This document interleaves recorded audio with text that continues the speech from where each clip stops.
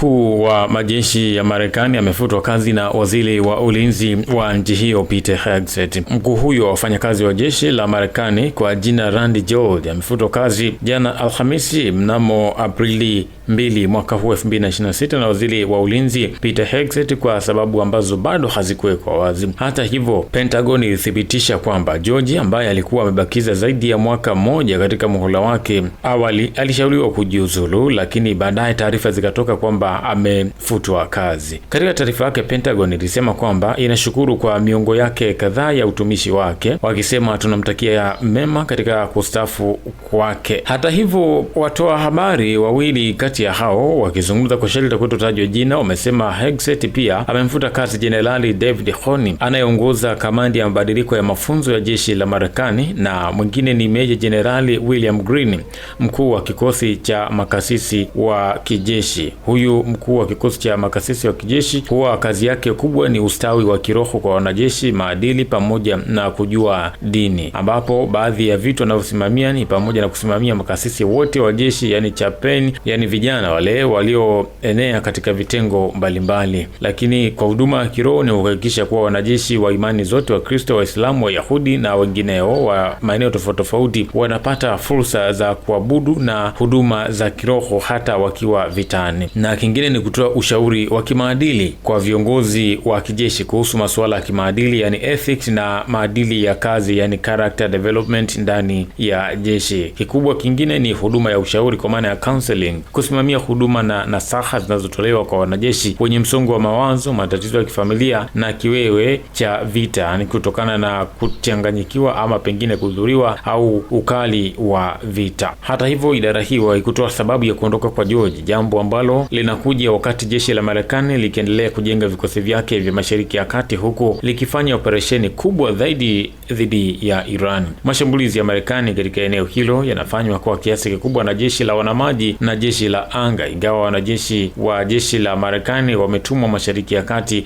kwa ajili ya mifumo ya ulinzi wa anga. Jeshi hilo ndilo tawi kubwa zaidi la jeshi la Marekani likiwa na wanajeshi wapatao 450,000 wanaofanya kazi. Hakukuwa hata hivyo na dalili zozote za msuguano kati ya Hegseth na mkuu wa jeshi George. Hata hivyo, Hegseth alipofuata hatua zenye utata kama vile kumfuta kazi wakili mkuu wa jeshi na kupanga gwaride kubwa la kijeshi kusherehekea siku ya kuzaliwa ya miaka 250 ya jeshi la Marekani, ambayo iliambatana na siku ya kuzaliwa ya rais wa Marekani Donald Trump. Mapema wiki hii, Hegseth pia alibadilisha uamuzi wa jeshi na kuchunguza marubani wa jeshi waliokuwa wakirusha helikopta za mashambulizi karibu na nyumba ya mwimbaji Kid Rock katika onyesho dhahiri la kumuunga mkono mtetezi mkuu wa nchi hiyo ambaye anaitwa kwa jina lake Donald Trump, rais wa nchi hiyo. Hata hivyo, kituo cha habari nchini Marekani CBS News ambayo iliripoti kwamba kufukuzwa kazi hakuhusiani na tukio hilo la Kid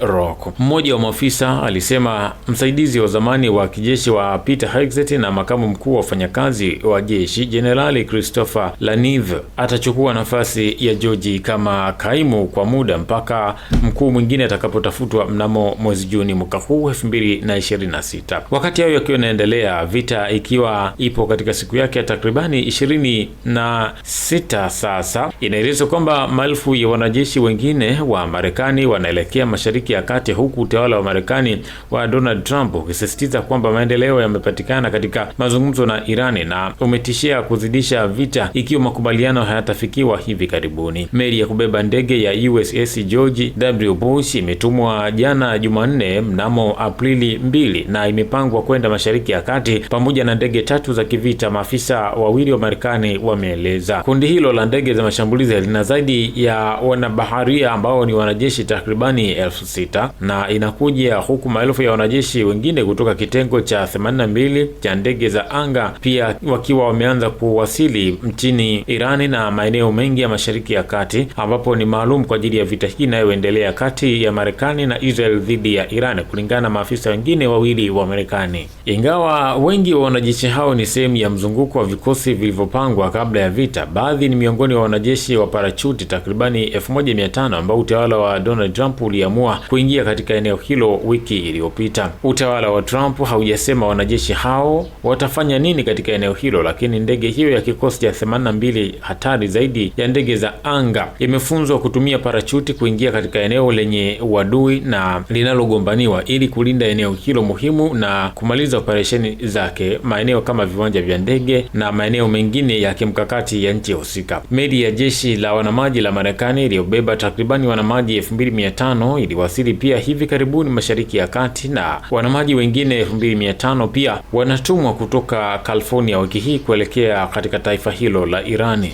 Akizungumza, waziri wa ulinzi wa nchi hiyo Marekani Peter Hegseth amesema hawezi kupigana na kushinda vita ukimwambia adui yako kile unachotaka kufanya au kile ambacho hautaki afanye, ili kujumuisha viatu ardhini ama kusalimu amri. Lakini ukweli ni kwamba unatakiwa upambane. Ndio maana tunahakikisha kwamba tunaongeza idadi ya wapiganaji na wanajeshi ambao kimsingi wamewapa kuifia Marekani, Hegseth aliwaambia waandishi wa habari mnamo jana Jumanne. Aliongeza kwamba adui yetu hivi sasa anafikiria kuja na njia 15 tofauti tunazoweza kukabiliana nazo zikiwa zimesimama, na unajua nini cha kufanya. Bila shaka zipo hizo njia na tutakabiliana nazo zote. Lakini pia alisema lengo ni kufikia makubaliano na Iran kupitia mazungumzo, kwa sababu hatutaki kufanya zaidi ya kijeshi kuliko tunavyopaswa kufanya kwa mazungumzo. Hegseth aliendelea kuzungumza na waandishi wa habari. Hata hivyo, wakati wanajeshi hao wakiendelea kwenda Mashariki ya Kati hususan kwa ajili ya Irani,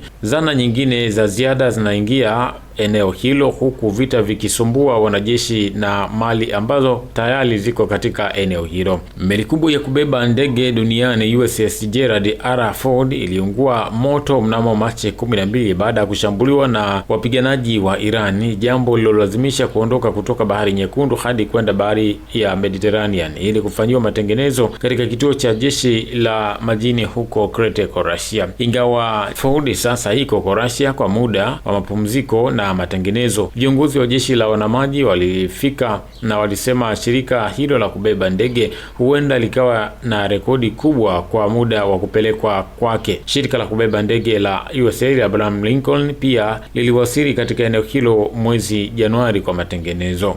Ford pia ilikuwa katika eneo hilo la Mediterranean kabla ya kutumwa kule maeneo Caribbean kushiriki katika operesheni ya kijeshi mnamo mwezi Januari iliyomng'oa madarakani kiongozi wa Venezuela Nicolas Maduro na kisha kupelekwa kusaidia vita kwa mara nyingine nchini Iran. Wakati hayo ikiwa inaendelea, bado mashambulizi makali yameendelea kuongezeka eneo la Mashariki ya Kati, ambapo hivi karibuni inaelezwa kwamba pia Marekani imeshambulia daraja kubwa la Iran, ambapo rais wa Marekani Donald Trump ametangaza kushambulia kwa daraja kubwa la B1 la Iran linalojengwa hivi karibuni, ambalo ilikuwa linaunganisha mji wa Karaji na mji mkuu wa Tehran. Trump aliongeza kulipuliwa kwa daraja na makao makuu matatu jana usiku ni mafanikio makubwa kwa taifa la Marekani. Hata hivyo, watu 8 waliripotiwa kuuawa na wengine 100 kujeruhiwa katika shambulio hilo. Naye waziri wa mambo ya nje wa Irani Abbas Araghchi alisema kushambulia miundombinu ya Irani hakulifanyi taifa hilo kusalimu amri. Kwenye barabara kuu ya Tehran kaskazini hakufanyi nchi hiyo kusalimu amri, na kwamba bado wana uwezo wa kupambana kwa ajili ya nchi yao. Araghchi aliandika kwenye mtandao wa X, zamani Twitter, akisema kulenga miundombinu ya kiraia ikiwa ni pamoja na madaraja ambayo ujenzi wake bado unaendelea, kamwe hakutawashinikiza wa Irani kusalimu amri. Kila daraja na kila lengo litajengwa upya na ustadi zaidi, lakini jambo ambalo kamwe halitarekebishwa ni uharibifu unaofanywa kwa Marekani. Kwenye mtandao wake wa kijamii akiandika ni wakati wa Irani kufikia makubaliano kabla ya muda kuwapa kisogo na kuiacha nchi hiyo ikiwa imeshambuliwa na kurudishwa kwenye zama za kale. Hii ni Msasa Media. Msasa kisasa zaidi.